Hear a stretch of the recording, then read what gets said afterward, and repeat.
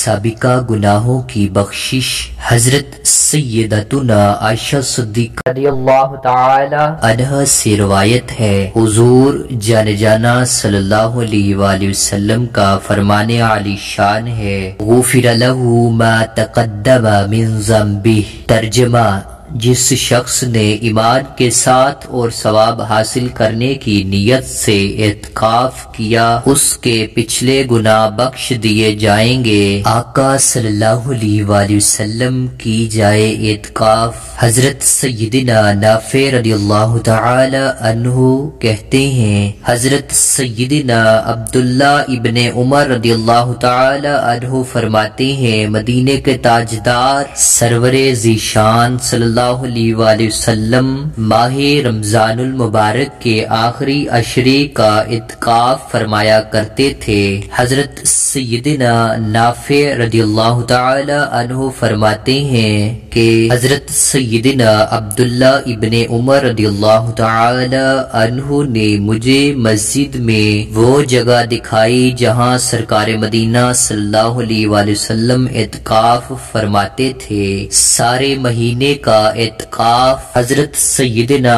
ابو سعید خدری رضی اللہ تعالی عنہ سے روایت ہے کہ ایک مرتبہ حضور خاتم النبیین صلی اللہ علیہ وآلہ وسلم نے یکم رمضان المبارک سے 20 رمضان المبارک تک اعتکاف کرنے کے بعد ارشاد فرمایا، میں نے شب قدر کی تلاش کے لیے رمضان المبارک کے پہلے عشر کا اعتکاف کیا، پھر درمیانی عشرے کا اعتکاف کیا، پھر مجھے بتایا گیا کہ شب قدر آخری عشرے میں ہے، لہذا تم میں سے جو شخص میرے ساتھ اعتکاف کرنا چاہے وہ کر لے۔ ترکی خیمے میں اعتکاف۔ حضرت سیدنا ابو سعید خدری رضی اللہ تعالی عنہ حضور جان جانا خاتم النبیین صلی اللہ علیہ وآلہ وسلم نے ایک ترکی خیمے کے اندر رمضان المبارک کے پہلے عشرے کا اعتکاف فرمایا،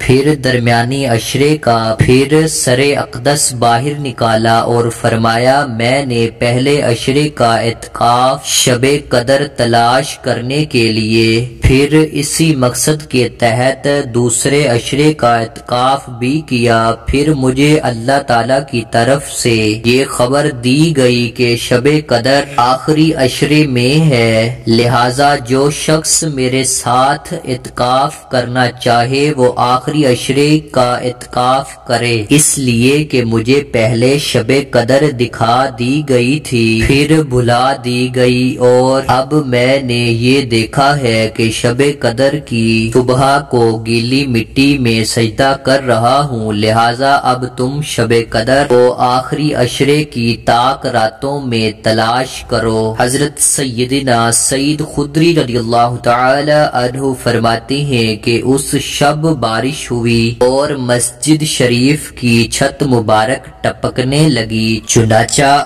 اکثر رمضان المبارک کی صبح کو میری آنکھوں نے میٹھے میٹھے آقا مکی مدنی مصطفیٰ صلی اللہ علیہ وآلہ وسلم کو اس حالت میں دیکھا کہ آپ صلی اللہ علیہ وآلہ وسلم کی مبارک پیشانی پر گیلی مٹی کا نشان عالی شان ہے۔ اعتکاف کا عظیم مقصد۔ میٹھے میٹھے اسلامی بھائیوں، ہمیں زندگی میں ایک بار تو اس ادائے مصطفیٰ صلی اللہ علیہ وآلہ وسلم کو ادا کرتے ہوئے پورے ماہ رمضان المبارک کا اعتکاف کر ہی لینا چاہیے۔ رمضان المبارک میں اعتکاف کرنے کا سب سے بڑا مقصد شب قدر کی تلاش ہے، اور غالب یہی ہے کہ شب قدر رمضان المبارک کے آخری 10 دنوں کی تاک راتوں میں ہوتی ہے۔ اس حدیث مبارک سے یہ بھی معلوم ہوا کہ اس بار شب قدر 21ویں شب تھی، مگر یہ فرمانا کہ